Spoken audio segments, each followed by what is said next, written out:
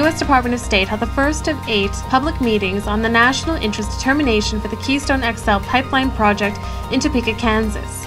More than 200 citizens attended, most speaking in support of the Keystone XL pipeline, including Governor Sam Brownback.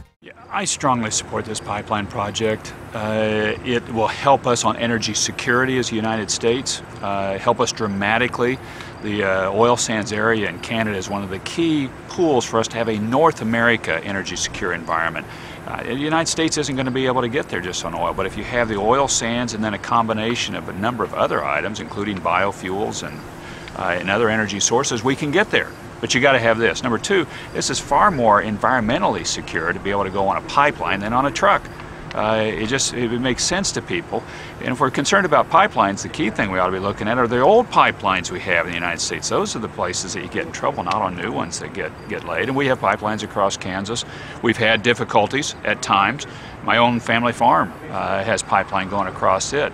But I've found people are on top of it fast. Deal with it, clean it up, fix it, and move forward. And it's just far more secure than doing that by truck or ocean liner, which I think is key. And then finally, it's helping us on price of gasoline in Kansas. Having access to oil sands oil coming in is generally giving us a price advantage on the crude product on our refineries in the state that then translates into cheaper gasoline in Kansas versus California or New England or other places around. That's good for our economy, that's good for our consumers, and those are the reasons I support it. This project will create 20,000 jobs, paying family-sustaining wages. Once constructed, Keystone XL will transport crude oil from Canada's oil sands to refineries in the U.S. Skilled trade union workers, including pipeliners, laborers, operating engineers, and Teamsters, submitted comments in support of Keystone XL. The Keystone XL project is very important to Kansas because it means jobs, and it means prosperity, and it means economic development. It also means energy security and energy independence. It has the capacity to double the amount of oil we receive from Canada, which is very important because the more oil we can get out of North America and not out of the Middle East, the better off we all are. During the present construction phase, why we had over almost $4 million in sales tax, $347 million in construction, land purchase costs. It was a real economic boom for Kansas. This needs to be completed, for Kansas, needs to be completed for the United States. In fact, folks from all walks of life and industries spoke in support of the shovel-ready project. They've got the best training out there, and they know how to build a safe one. Their experience and their past work has proved that.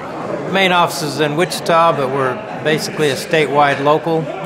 We have offices here in Topeka and Lawrence, southeast Kansas, getting ready to open an office out in Garden City, so we cover the entire state. Right now we're running about 20-25% unemployed, ready to get to work, and need projects like this to keep us going and give us an opportunity to help our families. The main purpose is to support the Keystone XL pipeline. I think this is a golden opportunity for us, and the states that it goes through, and Canada, to help ourselves with energy security. I'm convinced that going into the future, we will need every source of energy we can round up, whether it's fossil fuels, energy, or wind and solar, biomass, geothermal, all the sources of energy that we have. We'll need every source going into the future. So this is really something that I'm surprised that anyone opposes it, because it's a natural. We partner with Canada, and it's just, as I said, a wonderful opportunity for us to get those resources from them into the United States and reduce our dependence on the Middle East and places that really don't like America and could turn the spigot off anytime. State Department public meetings will take place in Port Arthur, Texas, Glendive, Montana, Lincoln, Nebraska, Austin, Texas, Pierre, South Dakota, Atkinson, Nebraska, and Midwest City, Oklahoma.